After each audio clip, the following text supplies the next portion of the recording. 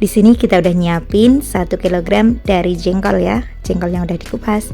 Selanjutnya kita didihkan air sampai benar-benar mendidih. Baru setelah itu kita masukkan jengkol. Untuk jengkolnya bisa yang udah dikupas seperti ini ataupun jengkol yang belum dikupas ya. Agar bau jengkol tidak terlalu menyengat, kita bisa tambahkan 1 batang serai. Ini ukuran besar ya, kemudian kita geprek, masukkan, dan untuk airnya usahakan memenuhi di atas permukaan jengkol. Tambahkan juga daun salam. Aduk merata, kemudian didihkan selama kurang lebih 10-15 menit. Jika dirasa udah empuk, kita bisa angkat dan tiriskan.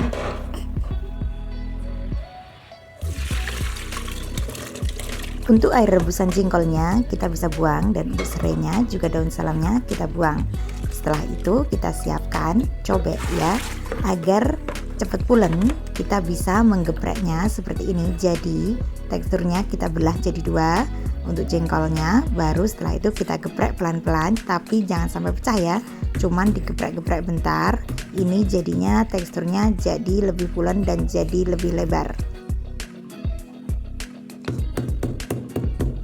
Lakukan hal yang sama, kita geprek jengkol hingga memipih seperti ini agar teksturnya kenyal dan tentunya lebih pulen. Lakukan hingga semua terselesaikan ya.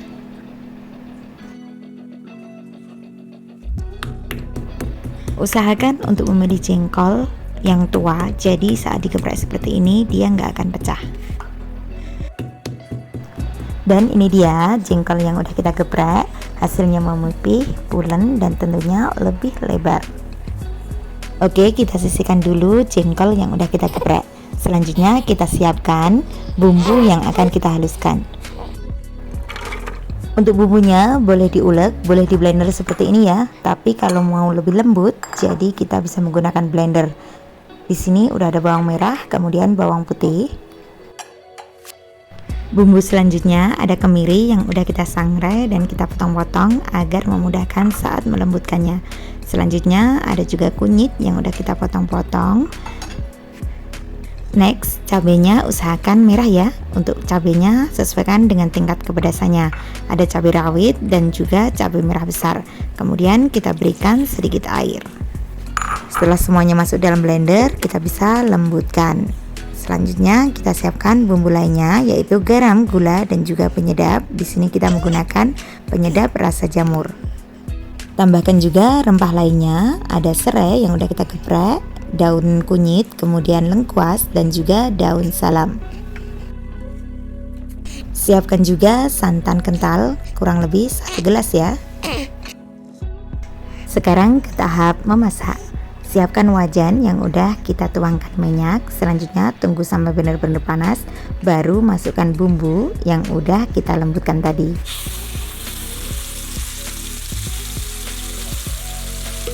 Usahakan untuk bumbunya benar-benar lembut dan saat kita masak benar-benar tanek agar rasanya bisa menyerap ke dalam jengkol.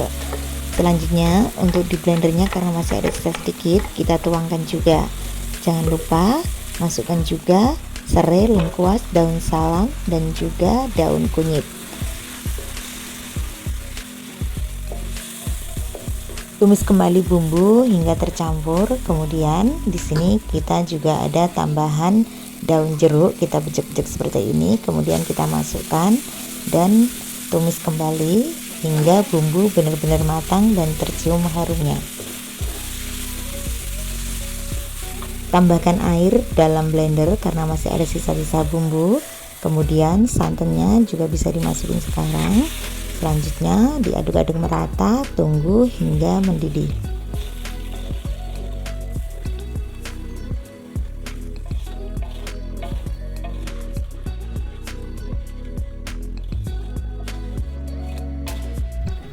Masukkan juga bumbu, gula, garam, dan juga penyedap. Aduk merata, kemudian kalau udah mendidih baru kita masukkan jengkol yang udah kita geprek.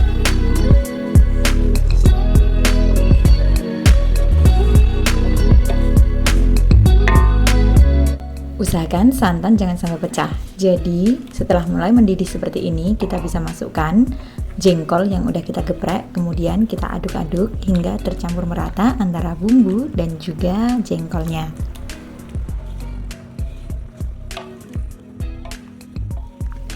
Kita masak jengkol hingga kuahnya benar-benar menyusut dan meresap ya. Selanjutnya gunakan api sedang saja setelah mulai mendidih.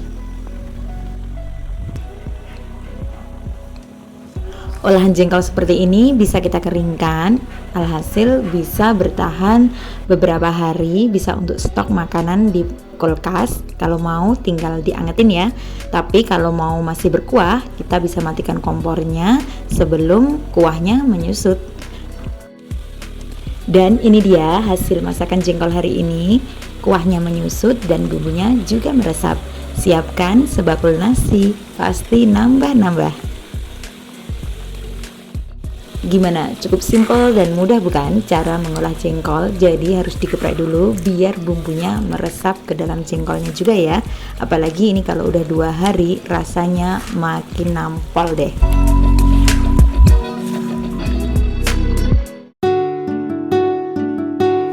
Bahan utama yang kita siapkan adalah jengkol. Di sini jengkolnya sebanyak setengah kilo. Jadi agar mudah untuk mengelupasnya, kita akan merendamnya semalaman dengan air biasa aja. Nah, ini dia setelah keesokan harinya, kulit jengkol sangat mudah untuk kita kupas seperti ini ya. Ini adalah salah satu tips, jadi harus direndam selama kurang lebih 5-6 jam. Tapi semalam aku rendam dari mulai sebelum tidur, subuh udah bisa dikelupas seperti ini ya. Kupas kulit jengkol hingga terselesaikan. Setelah itu kita sisihkan terlebih dahulu. Karena jengkolnya udah agak tua, jadi kita akan ngerebusnya sebelum kita masak. Di sini kita udah siapkan panci berisi air yang udah mendidih. Selanjutnya agar jengkolnya tidak bau dan tentunya cepat empuk, kita tambahkan 1 sendok teh baking powder dan kita masukkan ke dalam air yang udah mendidih. Selanjutnya baru kita masukkan jengkol yang udah kita kupas. Bisa menggunakan baking soda ataupun baking powder ya. Selain itu, juga berfungsi agar memperkuat warna makanan tetap cantik. Setelah itu, kita bisa tutup sejenak. Kita rebus 5-10 menit, tergantung kekuatan api juga. Dan jika dirasa udah empuk, kita bisa matikan kompornya. Jadi merebus jengkol nggak usah proses terlalu lama, seperti ini aja udah empuk. Jika kita tancapkan garpu ataupun kita belah pakai tangan, udah kelihatan empuknya ya. Berikutnya kita bisa angkat, cuci dengan air biasa dan tiriskan. Nah, ini dia hasil rebusan jengkol tadi. Jadi nggak usah memakan waktu lama, udah empuk. Selanjutnya kita bisa potong-potong sesuai selera. Di sini aku potong tipis tapi nggak terlalu tipis biar masih ada tekstur gigitannya ya. Kalau ada jengkol yang muda, boleh menggunakan jengkol yang muda, nggak usah direbus, langsung dikupas kulitnya dan dipotong seperti ini ya. Jadi warna jengkolnya tetap berwarna cantik meskipun kita potong seperti ini, nggak menghitam ya. Selanjutnya kita potong sampai terselesaikan dan setelah itu kita sisihkan dalam wadah terlebih dahulu. Untuk irisan jengkolnya, tebal tipisnya bisa disesuaikan dengan selera masing-masing ya. Berikutnya kita siapkan bumbunya. Untuk bumbunya cukup diiris ya. Karena ukurannya bawang merah kecil, jadi aku menggunakan 10 siung dari bawang merah. Kita iris tipis seperti ini. Dan untuk bawang putihnya aku menggunakan 3 siung aja karena ini ukuran besar ya. Selanjutnya kita iris sama tipis.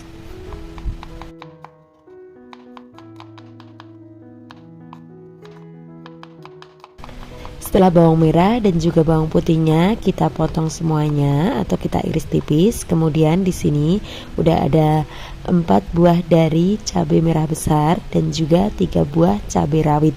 Untuk cabenya bisa disesuaikan dengan tingkat kepedasan masing-masing ya. Di sini kita potong serong agak tipis, tapi nggak usah terlalu tipis, biar masih ada tekstur gigitannya aja. Jika suka dengan pedas banget, bisa ditambahkan cabai rawitnya. Di sini untuk cabai rawitnya kita cukup menggunakan 3 buah aja, karena ini menggunakan cabai setan, jadi lumayan pedas ya. Kita iris tipis sama dengan cabai merah besarnya. Selanjutnya ada 15 buah dari cabai hijau keriting. Kemudian kita potong serong tipis seperti cabai merahnya juga ya. Setelah semua bumbu kita iris, sekarang ke tahap untuk memasak. Panaskan minyak dalam wajan. Setelah minyak panas, baru kita masukkan jengkol yang udah kita potong tipis-tipis. Sambil kita aduk-aduk jengkol dan kita goreng hingga berubah warna kuning kecoklatan atau udah ada bentuk gelembung-gelembung kecilnya seperti ini, udah bisa kita angkat. Untuk menggoreng jengkolnya nggak usah terlalu kering ya, jadi cukup berubah warna biar teksturnya tetap kenyal. Jika dirasa udah warna kuning keemasan seperti ini, setelah itu kita bisa sisihkan. Masih di wajan yang sama, tapi minyaknya udah kita kurangin. Selanjutnya kita masukkan bawang merah dan juga bawang putih. Kita gongso atau kita tumis hingga layu dan harum. Jika udah mulai layu, kita bisa masukkan cabai merah dan juga cabai hijaunya. Masukkan semuanya, kita tumis-tumis kembali hingga bumbu tercium harumnya. Nah, jika semuanya bumbu udah layu seperti ini, kita bisa masukkan jengkol yang udah kita goreng tadi. Masukkan semua jengkol, kemudian kita aduk-aduk hingga semua tercampur merata. Jangan lupa masukkan juga seasoningnya, mulai dari garam, gula, kemudian ada penyedap. Di sini penyedapnya aku menggunakan kaldu jamur. Terus diaduk-aduk lagi hingga semuanya tercampur merata. Tambahkan sedikit air. Jika suka dengan terasi bisa ditambahkan, tapi di sini aku menggunakan saus tiram. Bisa ditambahkan 2 sendok makan atau 1 bungkus kecil dari saus tiram. Kemudian kita aduk-aduk hingga semuanya tercampur merata. Jangan lupa kita koreksi rasa. Jika dirasa udah pas, bisa matikan kompor, angkat dan pindahkan ke piring saji. Tumis jengkol super pedas, bikin boros nasi. Bahan utama yang kita butuhkan adalah jengkol. Untuk jengkolnya udah kita kupas dan kita alupi dengan air panas ya. Selanjutnya kita iris memanjang atau tipis-tipis seperti ini aja, atau disesuaikan dengan selera masing-masing. Untuk jengkolnya boleh direbus dulu, boleh mentahan ya. Kalau mau mentahan juga boleh. Jika semuanya udah kita iris tipis, kemudian kita sisihkan terlebih dahulu ke dalam wadah.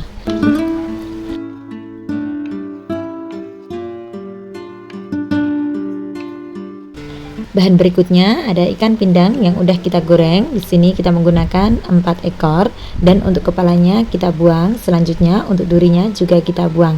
Kemudian kita ambil dagingnya saja. Jika durinya udah kita sisihkan atau kita buang, kemudian untuk dagingnya bisa kita suwir-suwir. Nyuir-nyuir ikan pindangnya nggak usah terlalu lembut, jadi cukup suwir-suwir seperti ini, nggak terlalu besar dan nggak terlalu kecil ya. Setelah selesai kita sisihkan. Sekarang kita siapkan bumbunya. Ada 5 siung bawang putih yang udah kita kupas. Kemudian ada 7 siung bawang merah. Untuk bawang merahnya ini lumayan besar ya.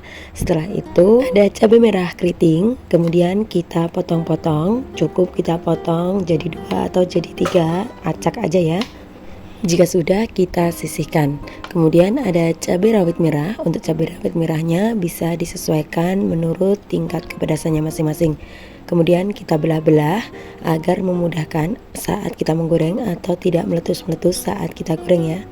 Di sini kita menggunakan kurang lebih 2 genggam cabai rawit merah. Berikutnya ada 2 buah tomat, untuk tomatnya besar kecil ya. Kemudian kita belah jadi 2 saja.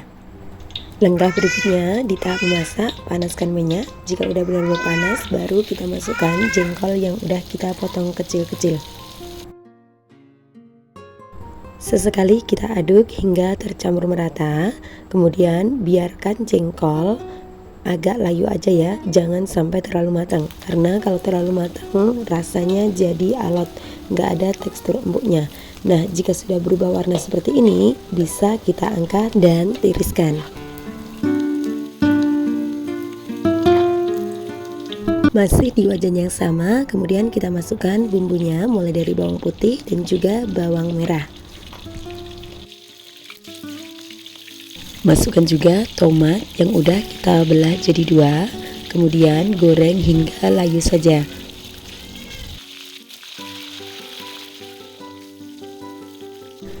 Jika sudah layu, baru kita masukkan cabai rawit dan juga cabai merah keriting yang udah kita belah atau kita potong-potong ya. Untuk tingkat kematangannya cukup berubah warna atau layu saja. Jika sudah, kita bisa angkat dan tiriskan. Jika bumbunya udah agak dingin, baru kita masukkan ke dalam chopper atau bisa diulek. Selanjutnya kita lembutkan kasar aja, nggak usah terlembut, teksturnya seperti ini ya.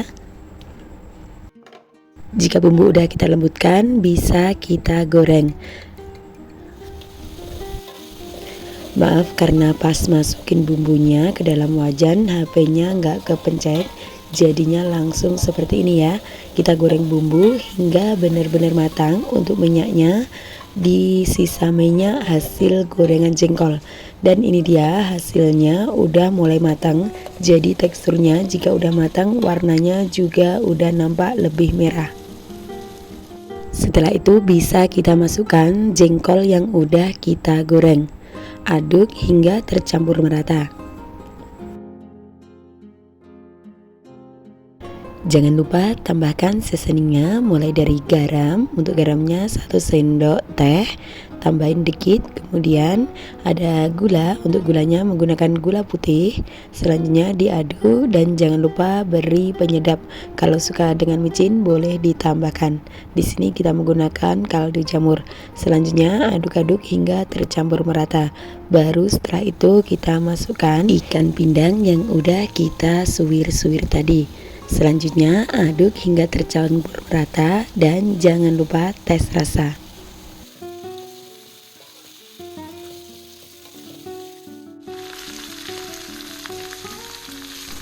Jika rasanya udah pas, bisa kita matikan kompornya dan pindahkan ke piring saji.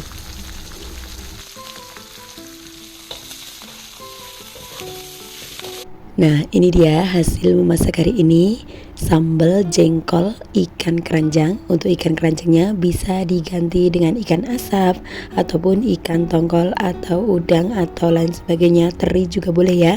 Jadi disesuaikan dengan selera masing-masing.